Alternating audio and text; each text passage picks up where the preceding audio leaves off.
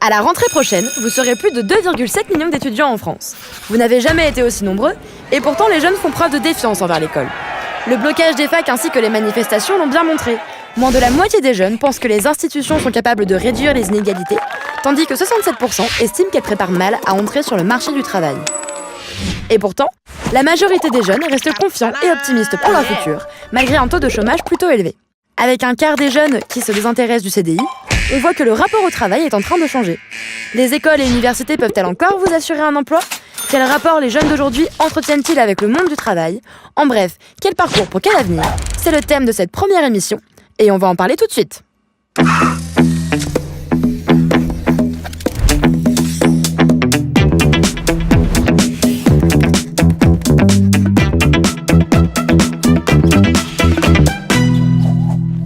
Bonjour à tous, je suis ravi de vous accueillir dans cette première émission de TAP. Alors aujourd'hui, comme vous l'avez compris, on va parler études, emploi, avenir. On va discuter de ce qui va pas dans le système éducatif actuel. On va parler de nos attentes en termes de travail. Alors bien sûr, il existe une multitude de formations, une multitude de débouchés. On pourra pas parler de tout, on pourra pas parler de tout le monde, mais en tout cas aujourd'hui, on accueille Maëva qui a terminé cette année donc à la fois sa licence de sciences politiques et son service civique à la Maison des initiatives étudiantes. On accueille Émilie qui est une jeune professionnelle de l'audiovisuel, styliste et costumière. Par contre, au niveau des études, c'est un peu un parcours atypique, hein, on en reparlera tout à l'heure. Et enfin Lucas, donc toi tu as fait un parcours pro, un bac pro d'abord menuisier agenceur. Exactement. Et ensuite donc un BTS technico-commercial. Voilà, c'est ça. Exactement.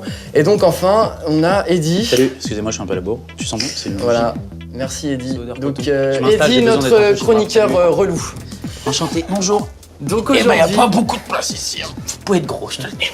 Ce qui n'est pas ton cas. Alors, bon, c'est comme ça, on part sur une bonne ambiance. Écoutez, évidemment, attention à l'abus d'alcool hein, pour les plus jeunes qui nous regardent, mais... Et du coup, santé. Hein, santé, évidemment. Donc quel parcours pour quel avenir ? Donc c'est le titre de cette émission, on l'a vu dans le magnéto.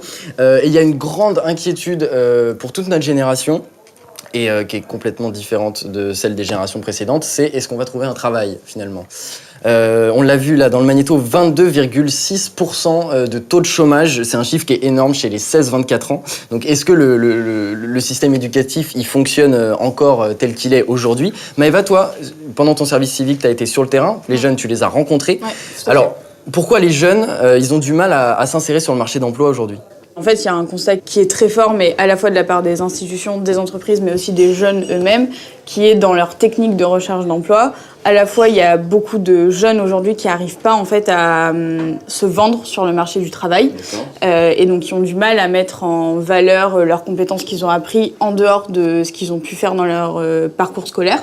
Et il y a cette problématique aussi relative à l'expérience professionnelle, qui est en fait un espèce de cercle vicieux, parce que c'est beaucoup ce qu'on voit aussi, un jeune qui va postuler sur un premier emploi, on va lui dire « Ah mais vous n'avez pas assez d'expérience ». Oui, mais sauf que si, moi je viens à peine d'être diplômée, donc si on me donne pas ma première expérience, je pourrai jamais l'avoir. Et donc il y a un peu cette double facette où à la fois le jeune n'arrive pas à se vendre sur le marché du travail parce qu'il sait pas en fait comment exploiter ce qu'il a appris dans son parcours, et à la fois il n'arrive pas à mettre en lien son parcours académique et l'emploi qui rejoint un petit peu la surqualification également en fait. Oui, c'est ça.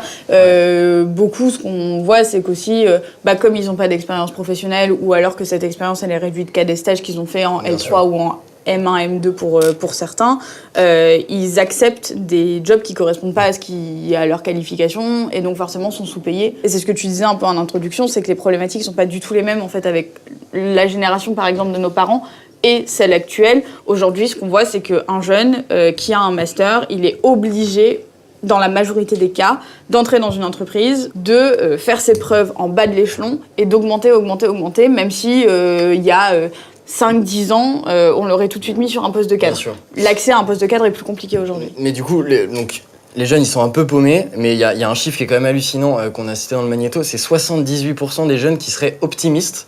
Donc, alors, on vous cache rien, on a découvert qu'en fait, il y avait une autre étude qui est sortie exactement en même temps sur une autre société de sondage et qui dit complètement l'inverse. Donc là, c'est 87% des jeunes qui seraient cette fois pessimistes en fait par rapport à l'insertion professionnelle. Donc en fait, on est complètement perdus là. On en parlait entre nous, donc on voulait en parler sur le plateau.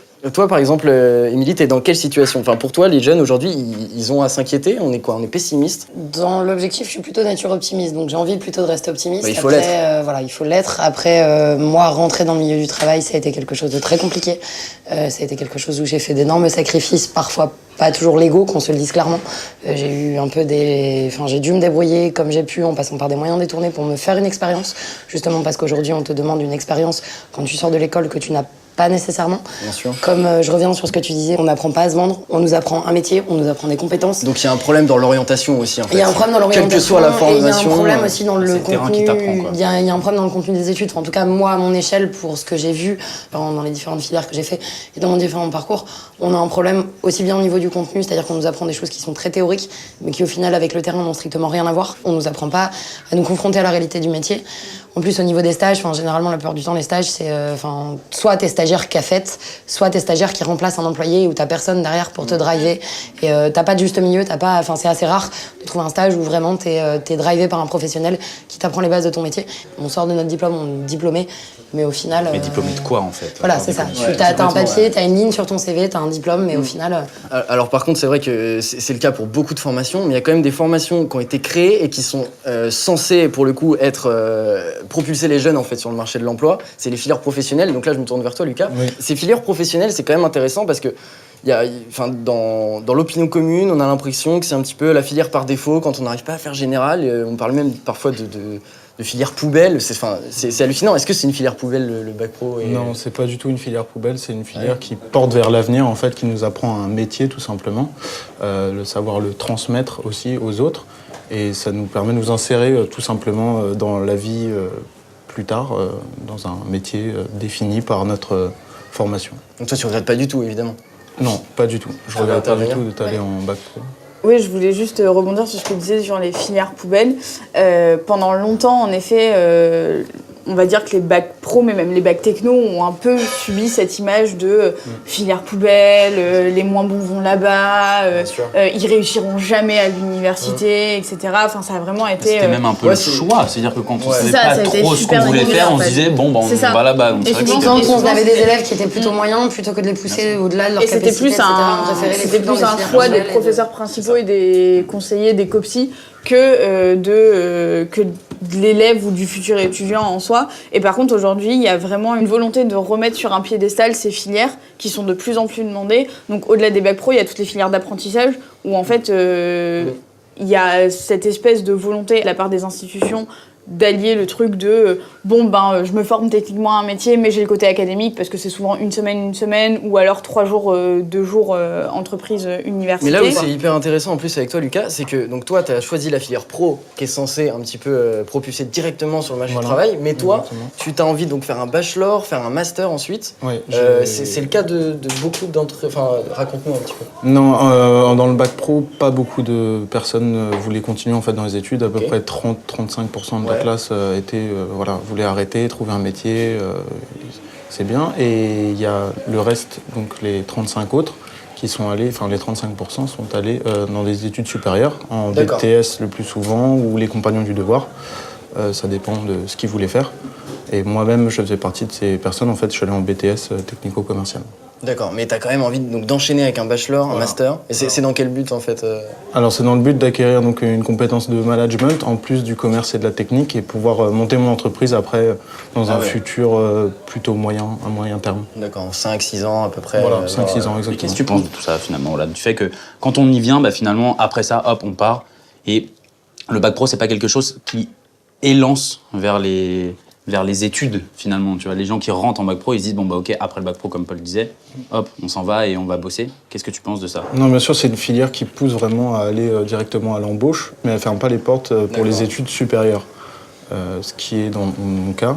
Après, on nous montre plusieurs facettes en fait du métier et aussi des études supérieures. On en parle. En bac pro, on nous ferme pas à toute opportunité de pouvoir aller en école en fait. En opposition à ces filières professionnelles, on retrouve plein de grandes écoles, les prépas, etc. Et toi, ça, Émilie, Ça a été un peu ma marque de fabrique. Ça a été ta marque de fabrique. T'es passée partout, en fait. Je me suis dit, dans le doute, Globalement. rajoute, on va y aller. Voilà, c'est ça. Moi, je suis sortie du baccalauréat, j'ai fait un baccalauréat général. J'ai embrayé sur une classe préparatoire CPGE, où j'ai fait 1 an. Alors qu'est-ce que c'est ces PGE? classe préparatoire aux grandes écoles.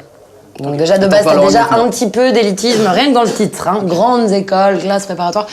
Enfin bref, C'est sélectif, ouais. c'est très sélectif, c'est très élitiste. C'est voilà, je n'ai pas terminé, enfin j'ai pas terminé le cursus. Je suis partie ensuite en médecine, histoire de continuer dans l'élitisme et dans le voilà. Et ensuite, suite à ça, j'ai continué à vouloir choisir le compliqué. Je suis partie dans des filières artistiques, et notamment la filière artistique qui est liée directement aux Mais vêtements. alors pourquoi ça a pas marché? Parce que si je me trompe pas, donc toi au niveau collège, lycée, ça s'est super bien passé. Super bien passé. Il y a eu plein de choses. Il y a eu vraiment, on est sur des filières. Enfin, en CPGE, déjà, j'ai eu beaucoup de mal à trouver ma place, alors que je suis pas du tout comme ça.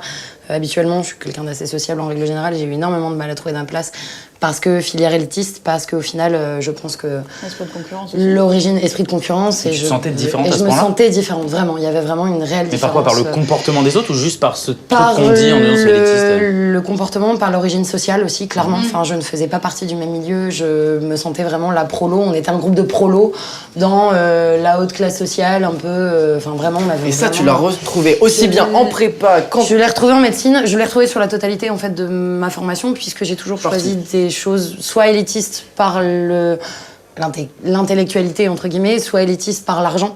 Et du coup, au final, où t'as vraiment un... Enfin, l'élitisme, moi, est la chose qui m'a le plus marqué dans ma formation en règle générale, que ce soit l'inégalité par l'argent ou l'inégalité par la volonté de... Donc il y a un vrai problème d'accessibilité.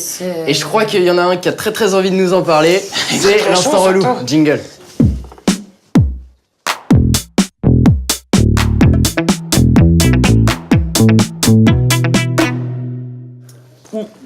Alors oui, santé à vous d'ailleurs. Oui, aujourd'hui, nous sommes le 10 juin 2018. Est-ce que vous savez ce qui se passe à Paris, là, en ce moment, actuellement? On n'a pas du tout, mais vraiment. Merci de votre aide. Bon, très bien. C'est le tournoi, enfin c'est la fin du tournoi international de tennis, donc Roland Garros, mais évidemment. Donc, pensez tous à ça. bah évidemment, parce que c'est le sujet de l'émission, donc vous devez vous dire, mais qu'est-ce qu'il a le gars, pourquoi il Moi, parle de j'y ça? vais, hein, c'était... Allez, salut, à bientôt. Non, en gros, pour vous faire la petite histoire, parce que je suis là pour vous raconter ma vie, il y a un mois de ça, quand la billetterie de Roland Garros a ouvert, je me suis dit, tiens, bah, Eddie, toi qui es très sportif, qui a déjà été voir un match de tennis, pourquoi tu n'irais pas voir un vrai match? Donc, bah, autant aller à Roland Garros, hein, faut pas être con. Et du coup, je me suis dit, eh bah, ok, je vais aller voir tout ça. Donc, j'ai choisi mon jour pour le match, j'ai choisi le cours dans lequel aller voir le match. Un homme organisé. Exactement, mais je suis... Il est bel homme, globalement. Il savait regarder. Il transpire, mais il est organisé. Et du coup, Personne n'est parfait. voilà, c'est ça. Et du coup, je me suis dit, bon, bah tiens, je vais aller voir tout ça. Sauf que, bah, grosse déception, retour à la réalité, j'ai vu le prix des places. Aïe. Ça refroidit un peu quand même. Ça fait un peu flipper. Et sauf que ça, vous pouvez pas le changer. Eh bien, c'est exactement la même chose pour la poursuite d'études, pour ce qu'on appelle les études supérieures. Quand vous êtes au lycée et que vous avez fait votre choix sur Parcoursup, ben en fait, c'est exactement la même chose. En quelque sorte, vous êtes un peu destiné à avoir telle ou telles écoles, mais pas forcément qu'en fonction de vos notes. Je vois que ça l'a fait déjà réagir. Finalement, en fonction du milieu social, de la situation géographique, de votre genre aussi, si vous êtes un homme, une femme ou même transgenre. Voilà, maintenant, ça a évolué. Mais évidemment, et on est évidemment pour ici à TAP. Et malheureusement aussi, le handicap qui joue beaucoup pour l'accessibilité aux études supérieures. Et ça, c'est malheureux. Si vous n'avez pas les moyens de vous payer l'école de vos rêves, eh bien, vous terminez dans une école qui n'est pas forcément votre premier choix. Eh bien, Roland Garros, en fait, c'est un peu la même chose. Si vous n'avez pas les moyens, vous savez, de vous payer la place de rêve qui est juste en bas où vous pouvez tout voir, eh bien, en fait, finalement, vous allez vous retrouver en haut des gradins. Vous allez avoir une vue un peu plus globale de la chose, mais vous n'allez pas kiffer le match comme si vous pouviez tout simplement vous payer cette place-là. Dans les études, si vous avancez comme ça, si vous augmentez, enfin si vous passez d'études en études et vous accédez à ces études supérieures, ben en fait on se rend compte que les classes populaires ne sont plus beaucoup présentes. Dans les classes préparatoires par exemple, hein, pour vous donner un exemple, mais classes préparatoires et écoles d'ingénieurs, donc on va dire les hautes études, les enfants de cadres sont 8 fois plus nombreux que les enfants d'ouvriers. Ça amène à une seule question, est-ce que les grandes études ne sont-elles pas finalement réservées qu'à l'élite? Mais pour l'avoir vécu en live, au final, pour faire une classe préparatoire, littéralement, tu as 5 jours de cours par semaine. Ton week-end, tu peux oublier. Ta vie sociale, tu peux oublier. Donc, comment te dire que si tu n'as pas une famille qui peut te suivre derrière, passer tes 18 ans, financièrement parlant, qui peut te suivre économiquement parlant, qui peut te suivre alimentairement parlant, qui peut te loger, qui peut faire tout ça, comment tu fais en fait? C'est pas faisable. Ce n'est clairement pas faisable. Tu ne peux pas avoir de job, tu ne peux pas avoir de taf à côté. C'est la prépa, la prépa, la prépa. Le mercredi après-midi, tu n'as pas cours, t'es en colle. Donc, c'est-à-dire que tu prépares tes oraux pour ton concours. Pour revenir sur Parcoursup, donc c'est quelque chose que tous les trois, a priori, on n'a pas vécu. Enfin, on connaissait le système APB, donc admission post-bac. Ouais. Mais Parcoursup instaure des choses qui sont encore pires que ce qu'instaurait APB, où APB c'était caché, dissimulé, où il y avait quand même l'idée que chacun pouvait postuler où il voulait. Là, Parcoursup, on a des critères qui font que les jeunes, déjà les jeunes eux-mêmes s'autocensurent.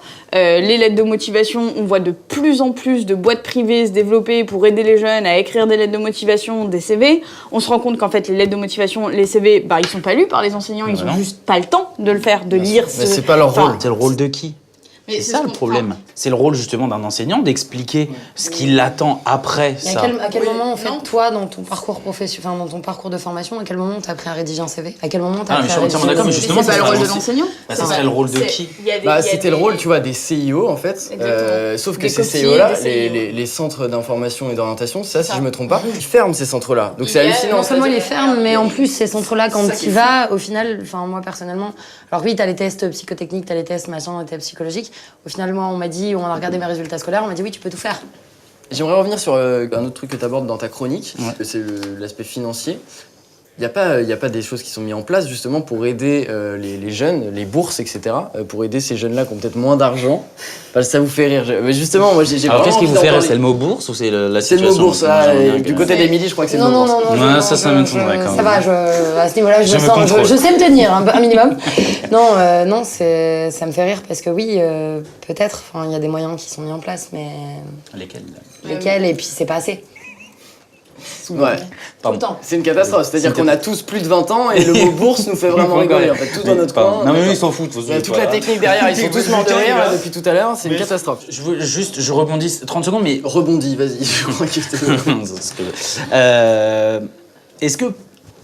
Si on prend les choses du coup de l'autre côté, est-ce que de la place de l'État, c'est pas quelque chose qui est compliqué de gérer le cas par cas? Justement, j'entends la difficulté de gérer le cas par cas. C'est pas faisable. Après, si on n'avait pas de base une société qui était déjà nivelante, dès la primaire, on a déjà un problème au niveau classe sociale. Tu peux pas avoir une inégalité qui, dès 6 ans, se met en place et qui va s'effacer sur la suite. Donc tu peux pas avoir... Surtout, je pense qu'à un moment donné, quand t'es l'État, quand t'es l'institution publique, tu décides d'investir là où t'as envie. Et donc, quand on parle du CICE, du pacte de responsabilité, je suis désolée, c'est des cadeaux qui sont faits à des entreprises. Là où on décide d'investir sur des entreprises du CAC 40 et autres, et j'en passe, par contre, on décide de pas investir dans l'enseignement supérieur. Aujourd'hui, c'est...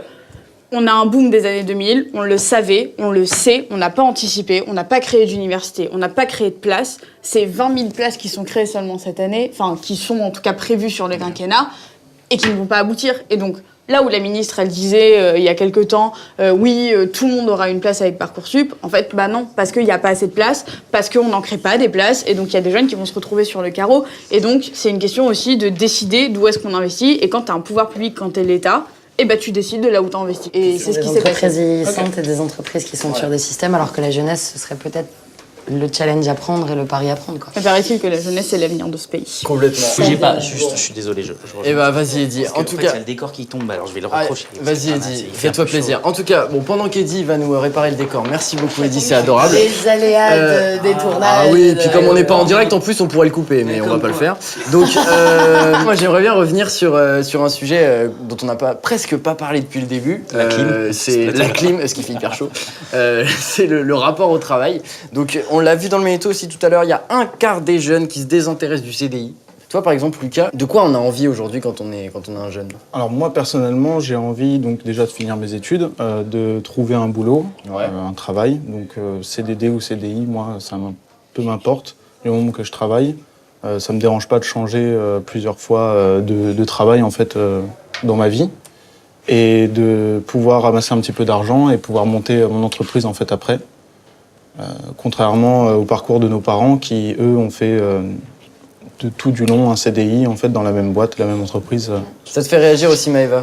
Nos parents ont connu environ qu'un seul employeur, maximum 2 dans leur carrière. Je pense que ça, c'est ça, voire qu'un. Ils ont fait 20, 30, 35 ans dans la même boîte. Aujourd'hui, ce qui se passe, c'est un jeune, il se dit « Oh putain, ce taf, il me plaît pas, allez hop ». Il a envie de s'insérer dans une boîte qui lui plaît, avec une ambiance qui lui plaît, des collègues qui sont sympas, avec qui il peut aller boire un coup, avec qui il peut aller faire, avec qui il peut aller faire un after work, son anniversaire ou quoi, ok, Ah, mais Et ça, justement, c'est est-ce quelque qu'on- chose qui compte. Oui, mais est-ce qu'on Et passe c'est ce pas dans qu'on l'autre voit. côté? Parce que du coup, on n'a plus du tout les mêmes valeurs de travail. C'est-à-dire qu'on explique Ah le truc en disant on ouais, veut un travail c'est pour des valeurs sortir qui avec ont nos Pour clore collègues. ce débat, moi, il y a juste un truc dont j'aimerais bien parler avec vous. C'est quoi le critère numéro 1, en fait, pour vous? Personnellement, c'est quoi? C'est la flexibilité, c'est le fait d'avoir un boulot qui vous plaît, c'est un boulot bien payé. C'est quoi le critère numéro 1 quand on veut un boulot? Lucas, toi, par exemple, c'est quoi? Moi, le premier critère, c'est si le boulot me plaît. C'est, voilà. Ouais, franchement, c'est Ah pareil, c'est moi ça. enfin si j'ai... Oui, clairement. Ouais, C'est et- te lever le matin et te dire ouais je vais au taf Ouais, quoi. c'est ça. Pas te dire putain je dois y aller quoi, encore. D'accord. Donc, limite, t'accepterais d'être mal payé si le boulot, il te plaît. Je de l'ai ouf, accepté. quoi. Encore aujourd'hui, j'ai presque 30 ans. Je suis encore dans une situation financière précaire. Qu'est-ce que j'ai fait? Bah aujourd'hui, je me suis dit soit je me lève le matin et je suis contente d'aller bosser le matin en me disant ok, je fais un truc, de toute façon, faut bien que j'occupe mes journées. Ou est-ce que je fais du bif et je m'en fous de ce que je fais le matin. Je fais ma journée 8 heures en serrant les dents et en me disant ok, et je privilégie ma vie. Je suis désolée. Je sais que le travail, c'est 80% de tes journées, donc c'est une question de choix. Et toi, Eddy? Moi, il n'y en a pas qu'un. Qu'est-ce que t'es relou? Sur le plateau, il y a plein d'intermittents et je pense que c'est la liberté et le plaisir en fait. Oui, la liberté, Bien sûr, ouais. mais La le liberté plaisir, de pouvoir, enfin, toi, la liberté, choisir le ce que tu plaisir, as envie de faire. La liberté de ce choix-là. Bah, la liberté Mais de ce que j'imagine tu peux faire et le plaisir toi, du aujourd'hui, boulot. en tant qu'intermittent, t'as aussi fait, au début de ta carrière, je ne sais pas de quelle école t'es sorti, je connais pas ton parcours, mais j'imagine que toi aussi, à un moment donné, t'as fait aussi le choix de la précarité. Tu restes dans une situation qui est quand même nécessairement bien plus précaire qu'un mec qui va être en CDI à côté. Bah, en tout cas, merci. Merci à tous les quatre d'avoir échangé, discuté autour de ces sujets. Merci à toi, Paul. Mais- On est venu juste pour la bière, en fait. Hein. Mais en tout cas, voilà, je suis ravi de vous avoir accueillis et je crois que maintenant c'est notre rhabilleur qui va venir nous rhabiller.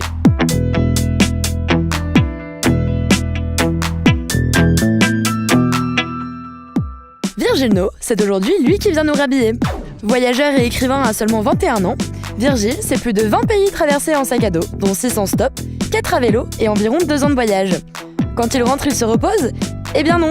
Il y écrit et sort Une vie sans titre, un livre de 150 pages disponible à la vente depuis le 23 mai 2018. 21 ans, 20 pays, 150 pages, et pourtant comme tout homme, Virgile n'en a que 2. Ça fait 18 jours que j'ai pas pris de douche. 18 jours du coup. Ça va encore. C'est un paquet. Ça va Virgile, tout va bien? Ça va et toi, merci de m'accueillir. Ah bah écoute, ravi. Moi la première question elle est simple, c'est bah pourquoi? Donc à peine sorti du bac, t'as déjà envie de partir voyager dans plein de pays comme ça? C'est ça. Et ben, j'avais vraiment envie de prendre l'air en fait. Vraiment sortir du cadre habituel, à la recherche un peu de nouveautés et vraiment vivre libre en fait, par mes propres moyens. Ouais, je dirais ça. Ok. Et puis du coup, t'as fait des rencontres de ouf, on en parlait tout à l'heure avant l'émission. Et moi, il y a un truc, du coup, j'ai voulu en parler. T'as rencontré des gens incroyables dans les transports, notamment une grand-mère, tu vois de quoi je parle. J'ai hyper envie que tu t'expliques à tout le monde, en fait, cette rencontre. Ouais, simple mais assez incroyable. Donc ouais, en Nouvelle-Zélande, je prenais un bus pour me diriger vers la capitale. Puis le bus était vraiment plein. Donc la première place disponible était à côté d'une vieille dame. Donc je m'assois, puis je commence durant le trajet à regarder mes photos, effacer tout ça. Et puis je la vois intriguée à regarder par-dessus mon épaule. Donc je commence à partager, on discute. Et vraiment adorable, une mamie adorable. Et au bout de 20 minutes, elle commence à me donner son adresse, son numéro de téléphone, le numéro de téléphone de son fils. Et elle me dit, bah, tu passes quand tu veux à la maison. Donc j'étais très surpris. Donc 2 jours plus Donc tard. ça, c'était dans quel pays, ça? En Nouvelle-Zélande. En Nouvelle-Zélande. L'île du D'accord. Nord, pas loin de Wellington, la capitale. Et je l'ai appelée 2 jours plus tard. Donc j'ai débarqué chez elle et chez son fils. J'ai rencontré sa fille. Et la semaine suivante, j'ai rencontré le petit-fils qui vivait à Wellington, qui m'a accueilli dans une colocation étudiante. Donc pendant une semaine, je suis resté là-bas. Et ce qui était incroyable, c'est que 1 mois plus tard, la nièce m'a accueilli en Australie, à 5000 km de là où j'avais rencontré la mamie, en fait. Et j'ai rencontré toute la famille. Et ça a été vraiment assez incroyable. Donc c'était une belle leçon de vie. Surtout que quand je suis rentré en France, j'ai commencé à faire plus de rencontres un peu dans les transports en commun. Et... Ah ouais, même en France? Même en France, ouais. J'ai commencé à m'ouvrir un peu, j'ai enlevé les écouteurs et j'ai commencé à discuter. Et eux, et avec gens. les gens que tu côtoies en France, enfin que t'abordes en France, ils retirent les écouteurs eux aussi parce que... Pas tous, non. Ouais, pas ça tous. m'étonne pas. Mais il y a quand même des belles rencontres à faire. Ok, donc ça c'est des rencontres que tu peux faire quand t'es tout seul un peu, quand tu pars à l'aventure. Ouais. Mais en Asie t'es parti donc avec Kylian. Exact. Comment t'abordes un voyage à 2 comme ça? À quel moment c'est important d'être 2? Il y a vraiment cet aspect de quand la culture, les traditions sont vraiment différentes, les locaux ne parlent pas anglais du tout. Ouais. Et là, pour s'exprimer, c'est vraiment compliqué, donc langage des signes, le regard, tout ça. Et ça permet vraiment en fait de relâcher un peu nos émotions intérieures. On discute, on vide nos sacs un peu, on peut discuter vraiment de tout ça. Et ça permet de partager ensemble. Quand tu escalades une montagne et que tu es tout seul, c'est différent. Tu ne partages pas la même chose que si tu es avec un ami ou une personne. Donc t'escalades des montagnes, toi. Ouais. T'es un aventurier. On peut dire ça. Mais t'es un aventurier, mais t'es aussi un écrivain. Parce que comme on l'a vu donc dans le petit reportage sur toi, t'es rentré et t'as écrit. Donc t'es rentré, t'as écrit, t'es reparti, etc. Exact. Et donc, c'était un besoin pour toi d'écrire?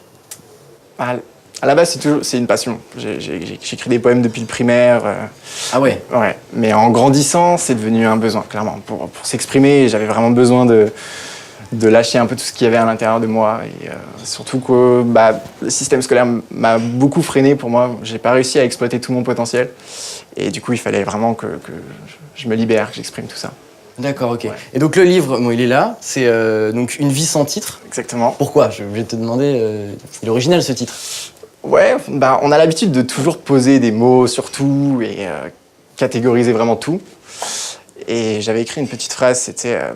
donc en fait, ce premier livre restera sans titre parce que c'est pour que nous redéfinissions l'avenir que nous voulons pour tous, vraiment. Ouais. D'accord. Et du coup, le livre, il parle de quoi? Donc le livre, il parle de mon voyage en Asie du Sud-Est à vélo. Donc, j'ai parcouru de la Malaisie jusqu'en Thaïlande à vélo et après au Cambodge. Et on est allé à la rencontre un peu des moines bouddhistes avec mon ami Kylian. Et on a partagé des moments assez incroyables. Bah ouais, tu m'étonnes, les moines bouddhistes, ouais, carrément. Ouais, et on a essayé de creuser un peu sur la philosophie, sur les mentalités, la manière de comment ils vivent et tout ça. Et je remets aussi un peu dans le livre les valeurs un peu et les principes de notre société occidentale. En fait, il y a vraiment une remise en question un peu sur l'échelle globale de comment on doit agir, comment on doit vivre pour le plus tard. Et donc, le voyage, l'écriture, après toutes ces expériences, tu te sens changé, tu te sens différent, toi? Enfin, il y a une évolution, t'as l'impression, quand tu prends du recul un petit peu sur tout ça? Clairement. Il y a clairement une évolution humainement et intellectuellement aussi, parce que j'ai rencontré beaucoup de gens donc, qui ont creusé sur leur sujet à eux toute leur vie, donc qui m'ont partagé un peu leurs connaissances et leur savoir, et c'est vraiment excellent. Oui, je me sens grandi et je vais continuer, c'est vraiment super. D'accord. Ouais. Non, c'est hallucinant, c'est vrai que... J'ai envie de dire plein de trucs, mais c'est pas à me parler.